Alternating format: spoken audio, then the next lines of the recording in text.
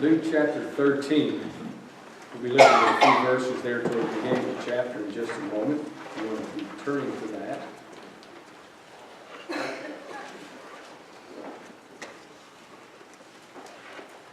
I mentioned enjoying my trip to Nicaragua with Pat.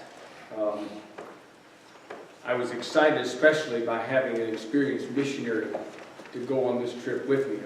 I get excited about going to Nicaragua anytime and going with anybody, but I thought I'd gain some extra insight from somebody that's been somewhere else as he'd make an analysis, and he did very well.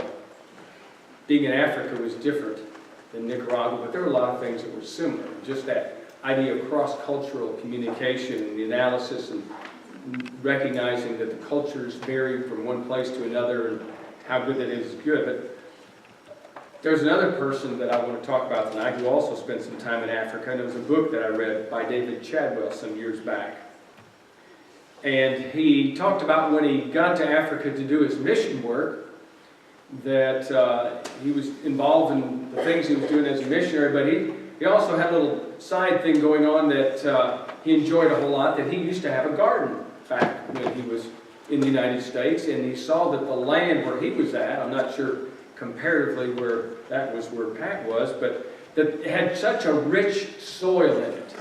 And quickly seeing that and thinking about the little garden that he used to have in the United States, he started dreaming real big, and he sat back home and he said, "Send me some seeds." And he started naming these plants. It was beans and squash and all this stuff, because the plants are just enormous here. And so he was excited when they finally arrived in this package, and he unpacked it and planted all these different things, and he's watching the plants grow. And they're growing phenomenal, like never he had ever seen before in the United States. And so he was so excited, and he was bragging to all the locals, "This is going to be the greatest crop I've ever seen. Fantastic." He was so excited until it got down to crop, and there wasn't. No beans, no tomatoes, not even a bloom on any of the plants that were supposed to be producing this. And then he wrote a note or an article, and I read about that and thought about the background. And he said how disappointing it was and how embarrassing it was that he had to own up to the locals that this phenomenal plant that he had produced nothing. And of course he was excited, telling them, "Oh, just wait till you see these beans. They can taste how great they're going to be," only to find out there weren't any to taste. And he didn't mind eating the local foods that he ate, and adjusted just like any good missionary would. But it was a good lesson to learn in that process. Now let's read Luke 13, if you would. Chapter 13, verses 6 through 9. Speaking about Jesus, it says, "He," Luke writes about him, "also spoke this parable. A certain man had a fig tree planted in his vineyard, and he came seeking fruit on it, and found none. Then he said to the keeper of his vineyard, 'Look, for 3 years I have come seeking fruit on this fig tree, and find none. Cut it down. Why does it use up ground?'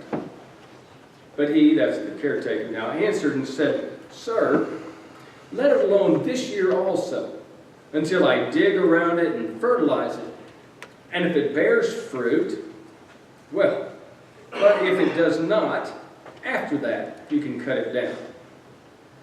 Now there's not really a debate going on necessarily between the owner and the worker as much as just a little bit of farming discussion of how things go. But I think what Jesus is after here is a demonstration about how God looks at us in the church, and thus the parable about God expecting fruit. Just seems to make sense. And so as a person who plants a crop, expects something to come out of it, there's that certain expectation about that. You're looking, you're watching. Farmers are far more patient than I ever am, and yet nothing happens. And eventually you give up. Now in the parable there's a space being taken up. In the kingdom there's not necessarily a limited amount of space, but in a farmland there is. And so the owner's ready to pull that out and put something else in that'll produce. But the whole thought about God looking at us in the kingdom, or in the vineyard, in His work, and expecting at least reasonably something to produce out of it. And so as we're analyzing this, first of all, I guess we can say, as we're talking about the title for tonight, Growing Fruit, God expects something to come out of our life. It's just natural. He's not upset if we're taking up space. We love having people in the auditorium, and we love having people in God's kingdom. We enjoy all of those things, and yet God says there's more to it than just filling a space. So God's expecting things. Number two, as we're looking at, there's a reason that God expects that. First of all, just looking back at Genesis chapter 1 and 2, in the creation, the order of the way God does things. You remember as God is discussing all the things, and he comes down to the plants, and he says, and the plants who will produce after its own kind, and animals that produce after its own kind. And thus there's a law that's set into motion that we still see today. Tomato plants still produce tomatoes. They've never shifted over, all of a sudden one day started growing bananas. You don't ever expect bananas to come out of a tomato plant. If you're wanting tomatoes, you plant tomatoes. If you're wanting bananas, go to Central America. We don't have banana plants around here that produce anything. Or you can go to Kroger's or wherever. But the thing is that God set that in order. And we understand that. It just makes sense. That's how it's supposed to do. And so as we're thinking about this, it's just reasonable. God made these things to produce that way. And it's out of the ordinary when it doesn't do that, like there's something wrong.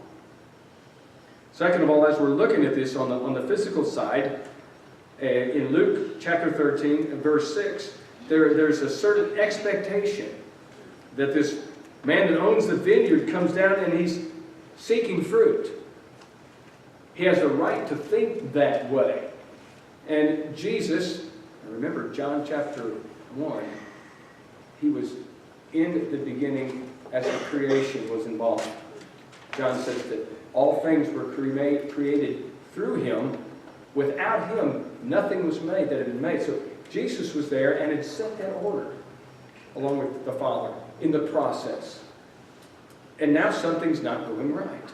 And so the expectation's not there. It's been made to produce. Jesus knows it is. And so as he tells the parable, he's saying there's a reasonable nature within the person that owns this that comes seeking that, and yet is disappointed because he's not.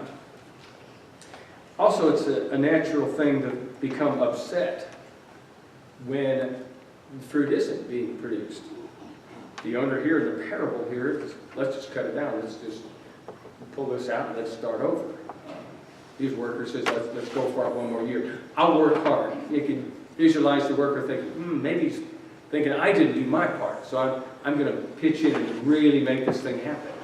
Or maybe he's just thinking, as we do sometimes, let's work hard in trying to get this thing going a little better. We'll do what we can to shore up and make sure that everybody's involved and do. Those are great things. We ought to be doing that. But as we're thinking about the whole thing, the worker is striving to make sure that the owner of the vineyard is not upset about this. Now, in Matthew 21, there's a similar occurrence, but now this one's not a parable. This is just an actual occurrence. Jesus and his apostles were going down a road, and verses 18 and 19. Matthew 21, verses 18 and 19. Now in the morning, as he, we've got a capital H, we're referring to Jesus, as he returned to the city, he was hungry. And seeing a fig tree on the road, he came to it and found nothing on it but leaves. Pause right there for just a moment. Not all fig trees are exactly the same, but understand that those in that place, in that area, are different than the ones you might see down in South America. We had fig trees from a neighbor's yard that hung over ours, and it was full of fruit constantly. But a lot of times the fruit came after the leaves or before the leaves, it didn't matter. But in this area where Jesus was, Strangely enough, as the tree was starting to produce, the first thing that came out was the bloom. And then the fruit starts to grow. And about the time that the fruit is really ripe and ready to pick, then the tree produces leaves. So when you're seeing, going down the road, a tree with leaves on it, it's like the tree is announcing, I have fruit, you see? Because the fruit comes before the leaves. And when the leaves come, it's like, we're here, come pick me, I'm ripe now. So when Jesus is coming along and he sees a fig tree and it has leaves, but nothing but leaves, there's something wrong with the tree. And so then you read the rest of it. So he said to it, let no fruit grow on you ever again. And immediately the fig tree withered away. As you read the next part about it, it really astounded his apostles. Obviously, there's a bit of miraculous behavior going on there. The Son of God can do those things. He not only causes things to stay alive, but he can snatch it away just that quickly. And so, here's the situation. If you're looking at it just right, it's the fig tree that's being hypocritical. It's saying, I have fruit. See my leaves? And when you get over close by, as you're looking from a distance, you get up to it, and there is no fruit. And so, as a consequence, as a demonstration, not out of anger, but a demonstration to his apostles, not only about his power, but the value of your influence, he causes the tree to wither. When God is expecting fruit, he's not looking for a show. He's looking for fruit. Not all fruit is perfect. Not all fruit's the same size. You gather up a basket of whatever it is, and you find kernels of corn, for instance, that are different sizes, and some of them aren't perfect, and some are a little bit deformed, but you put it all together, and it's corn. It's good. It does what it's supposed to do. Now think about it as far as Christianity is concerned, and what Jesus is teaching in both situations, in the parable and then in the true life situation. Because as we're analyzing all these things, God expects fruit. Rightfully so, it's something not going right, even in the law of Genesis 1 and 2 in the creation. Something's not right if it's not producing fruit. And it's rather upsetting, actually, to God, as we see in both situations about Jesus' parable and in real life, that here's this announcement, I have fruit, and then there isn't any, as a point of being almost hypocritical. As we're looking at what God is analyzing in our lives, it's not meant to be a parable that we should hold it up and then start looking around at people. But rather, it's a parable that we hold it up and we look in the mirror. And we compare who we are with our abilities, do a good analysis, be fair, and our life, and then say, am I doing what God would want me to do? We go throughout life, and at times we reach points where we're feeling stronger. We might accomplish more. We also recognize that there's a lot of different abilities that are handed toward us, and in addition to that, opportunities, sometimes that seem to boom out, and sometimes not as much. When the opportunities aren't always there, God's not disappointed that you're not doing anything with nothing. Only God can do that. But when the opportunities are there, and the abilities are there, and you don't give out any fruit, God says, you're missing something here because I didn't make my people to be that way. Now, another focus on fruit. Let's look at Galatians just for a moment, chapter 3. Skipping over now to one of Paul's letters.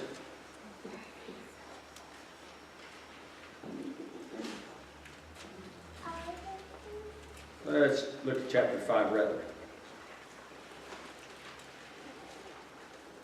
If I can read my writing, it'd be better. Verse 22, a very familiar passage to most of you. Again, a discussion about fruit.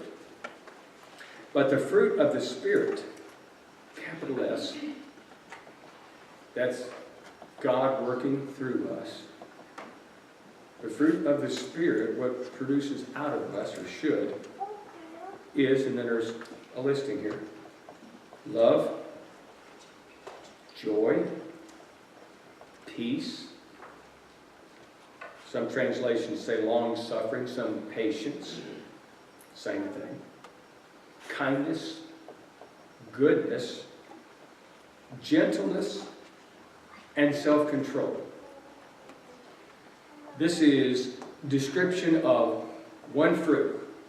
It's not like bananas, blueberries, but it's all together what happens when God's inside us. It just produces all of that together. It gives us a good description of what God wants us to be inside now. The other part, as we were looking at a little earlier, might be the outward actions of doing and going and being. But there's that intentional side that grows within us that causes, I would think, you could say honestly, those things that we're doing outwardly to even be richer. I'm not just a Christian, but my attitude exhibits such a beautiful spirit of all these luscious fruits that when people come along and they see me, they go, wow, like that. I want some more of that. Now, I'm sure some of you have a certain kind of fruit or whatever that is your favorite kind. You go to the store and you see this and you pick up one of these fruits and you bite into it, because the guy said you can, of course. You're not stealing anything. And as you're biting into it, you go, not vine ripened. It's okay. It kind of tastes like, I love a strawberry. But it doesn't taste like the ones that Grandpa used to grow, and he'd send me out to pick them, and I'd pick one, brush the dirt off, I'd just pop it right in my mouth and go, wow, that's rich. You see the difference? God's looking for vine-ripened fruit inside us that says, wow, I think I've got to have another one of those. And then after two, oh, I've got to have another one. Some years ago when we were visiting Brazil, Melanie and I got to talk to a fellow who owned a strawberry farm. He'd married a Brazilian young girl, and her dad was rich, and he inherited this huge farm. A lot of it grew strawberries. I got sick eating so many strawberries. And after all of that, it was still worth it.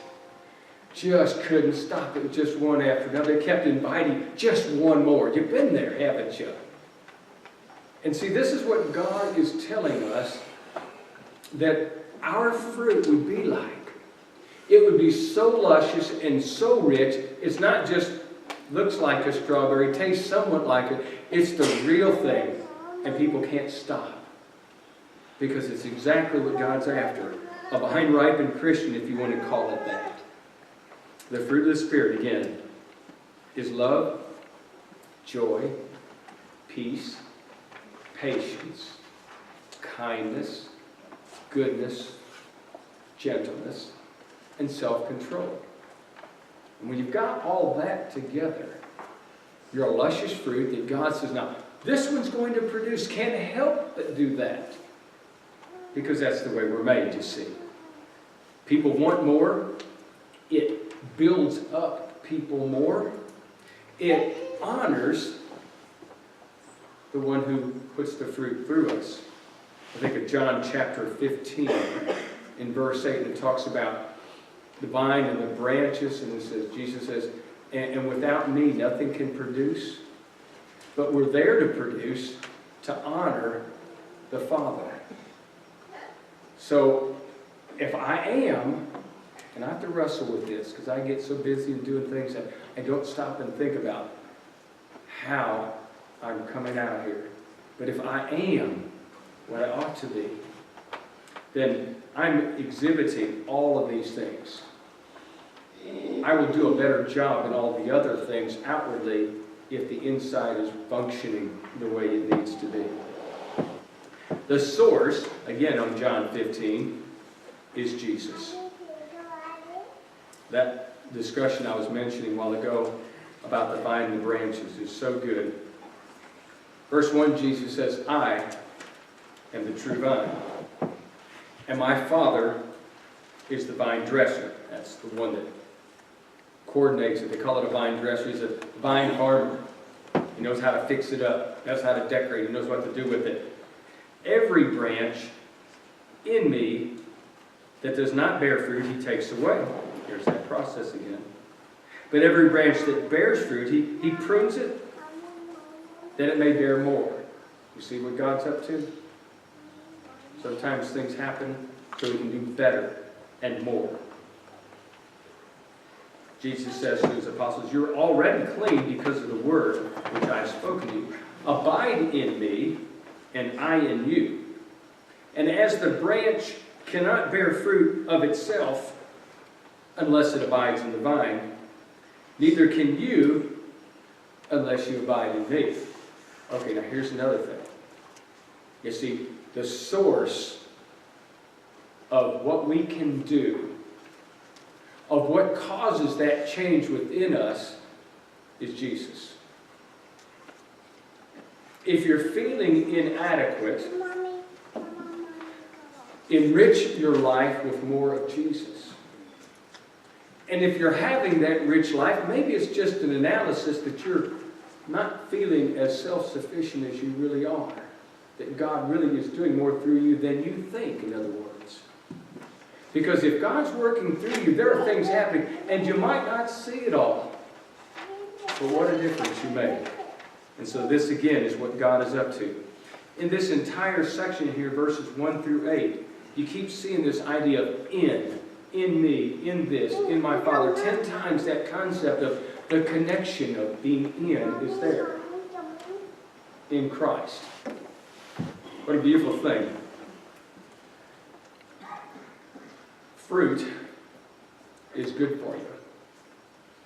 Now that I've stopped eating so much chocolate and snacking on all the wrong stuff, I'm hearing not only my family but a lot of friends say, eat more fruit.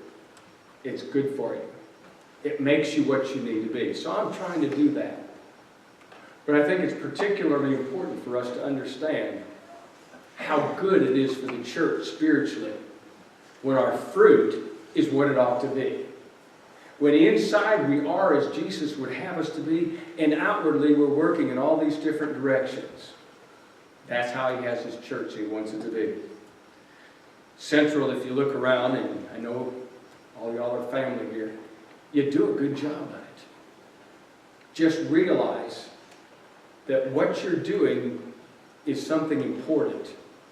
You might not think it is, but as you're living and doing those things, and inside of you is growing the things that are there, you're accomplishing exactly what God has made us to do.